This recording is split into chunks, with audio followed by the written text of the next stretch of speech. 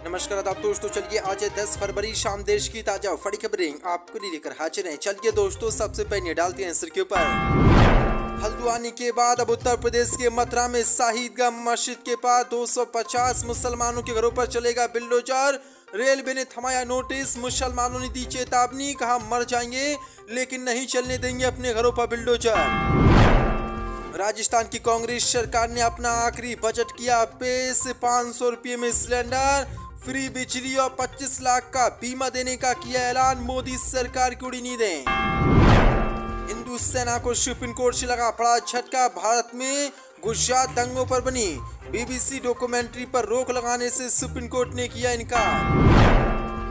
मेघालय विधानसभा चुनाव के लिए कांग्रेस ने अपना मैनिफेस्टो किया जारी, महिलाओं को हर महीने 3000 रुपये, हर युवा को नौकरी देने का किया ऐलान। बीजेपी सांसद संगम लाल गुप्ता ने फिर दोहराई लखनऊ का नाम बदलने की मांग, कहा मुगलों ने रखा इसका नाम, इसलिए लखनऊ का नाम बदलकर किया जाए लक्ष्मणपुरी। मुसलमानों में गुस्सा। देश में जहर घोलने वाले टीवी पत्रकार दीपक चौरसिया के खिलाफ गैर जमानती वारंट जारी, जल्द हो सकता है गोदी मीडिया का ये पत्रकार गिरफ्तार। शिवसेना सांसद संजय रावत का मोदी पर तीखा हमला, कहा बीएमसी चुनाव जीतने के लिए दिल्ली छोड़ मुंबई शिफ्ट हो सकते हैं पीएम मोदी। तो दोस्तों, सभी खबरों को एक एक कर विस्तार से आपको बताएंगे। वीडियो को दिल से लाइक कर चैनल को सब्सक्राइब जरूर कर लें। इसी के साथ पहली फट की कैलकुलेशन, हल्द्वानी के बाद अब मथुरा की शाहीदगंज मस्जिद के पास 250 मुस्लिम घरों पर चलेगा बिल्डोजर। रेलवे ने थमाया नोटिस, मुसलमानों ने प्रोटेस्ट किया शुरू, चौंसा पदें। उत्तर प्रदेश के मथुरा कृष्ण जन्मभूमि से सटी शाहीदगंज मस्जिद के पास रेलवे लाइन के करीब बसे 250 से ज्यादा मुसलमानों के घरों पर प्रशासन बिल्डोजर चलाने जा रहा है। रेलवे प्रशासन ने शाहीदगंज मस्जिद के पास रेलवे लाइन के समीप 250 से ज्यादा मुसलमानों के घरों में ध्वस्त करने का नोटिस चिपका दिया है। रेलवे की इस कार्रवाई का मुस्लिम बस्तियों के लोगों ने विरोध किया है। रेलवे प्रशासन की ओर से मथुरा के श्री कृष्ण जन्मभूमि से सटी शाहीदगंज मस्जिद के पास रेलवे लाइन के करीब बने 250 से ज्यादा मुसलमानों के मकानों को ध्वस्त करने का नोटिस चिपका दिया है। मथुरा वृंदावन रेलवे लाइन के दोनों ओर मुस्लिम बस्ती बसी हैं। रेलवे की इस कार्रवाई का मुस्लिम बस्तियों के लोगों ने विरोध किया है, प्रोटेस्ट शुरू कर दिया है। मुसलमानों ने कहा कि हमने पूरी खून पसीने की कमाई अपने मकानों में लगाई है और रेलवे अब इन मकानों को तोड़ना चाहता है। किसी भी कीमत पर हम मकानों को नहीं तोड़ने देंगे, चाहे हमारी जान चली जाए। लेकिन रेलवे ने मुसलमानों के 250 घरों पर नोटिस चिपका दिया और 21 दिन का समय दिया। 21 दिन के भीतर मुसलमानों को मकान खाली करने होंगे। जो दोस्तों, बड़ी अपडेट निकल के सामने आ रही है। इसी के साथ बड़ी खबर कैलकुलेशन, राजस्थान की कांग्रेस सरकार ने अपना बजट किया पेश, 500 रुपये में सिलेंडर और फ्री बिजली देने का किया ऐलान, भाजपा को झटका, चौंसा पदें। राजस्थान की कांग्रेस सरकार ने आज विधानसभा में अपना तीसरा और आखिरी बजट पेश कर दिया है।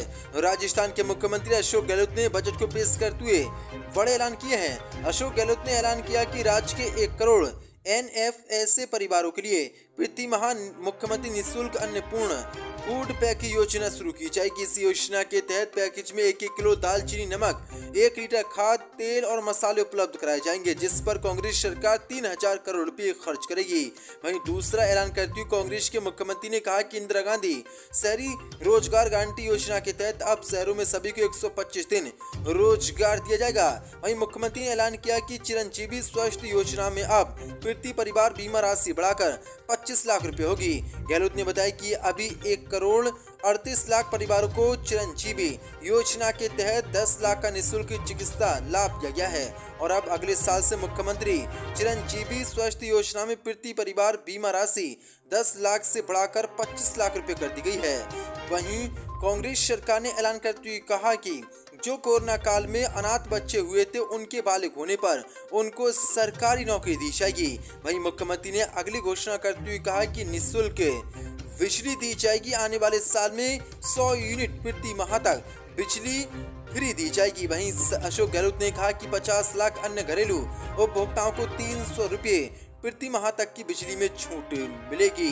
वहीं कांग्रेस सरकार ने अगली घोषणा करते हुए कहा कि राज्य में सभी को 500 रुपये में गैस सिलेंडर उपलब्ध कराए जाएंगे। जो बड़ी अपडेट निकल के सामने आ रही, बड़े ऐलान कांग्रेस की राजस्थान सरकार ने अपने बजट में किए हैं, जिसके बाद मोदी सरकार की इस बजट को देखकर नींद उड़ गई है। सिर्फ 500 रुपये में सिलेंडर, 25 लाख रुपए तक का बीमा। वहीं सरकारी नौकरी और कोरोना काल में जो अनाथ बच्चे हुए हैं उनको सरकारी नौकरी, इस घोषणा पत्र में देने का ऐलान किया गया है।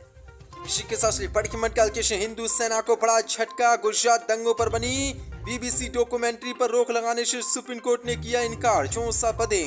हिंदू सेना समेत मोदी को आज सुप्रीम कोर्ट से बड़ा झटका लगा है।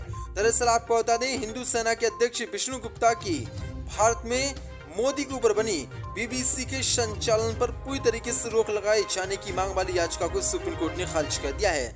सुप्रीम कोर्ट ने कहा कि इस तरह की मांग उठाना पूरी तरीके से गलत है। बेंच के सामने पेश अर्जी में कहा गया था कि बीबीसी और बीबीसी इंडिया के देश में प्रसारण पर रोक लगाई जाए। याचिका में कहा गया था कि बीबीसी ने इंडिया द मोदी जैसी डॉक्यूमेंट्री तैयार की है जो अशांति पैदा करने वाली है। ऐसे में बीबीसी की जो गुजरात दंगों पर मोदी के ऊपर बीबीसी डॉक्यूमेंट्री बनाई गई है उस पर सुप्रीम कोर्ट देश में रोक लगाए। लेकिन सुप्रीम कोर्ट ने हिंदू सेना के अध्यक्ष को बड़ा झटका देते हुए इस पर रोक लगाने से साफ इनकार कर दिया है। मांग वाली याचिका को भी खारिज कर दिया है। सुनवाई से भी अब इनकार कर दिया है। जो बड़ी अपडेट है। इसी के साथ कांग्रेस ने मेघालय चुनाव के लिए मैनिफेस्टो किया जारी। महिलाओं को हर महीने 3000 रुपये, युवाओं को नौकरी देने का किया वादा, भाजपा की उड़ी नींदें। 64 पदें। मेघालय में कांग्रेस ने सत्ता में आने पर गरीबी रेखा से नीचे बीपीएल जीवन यापन करने वाली सिंगल मदर को 3000 रुपये हर महीने देने का वादा किया।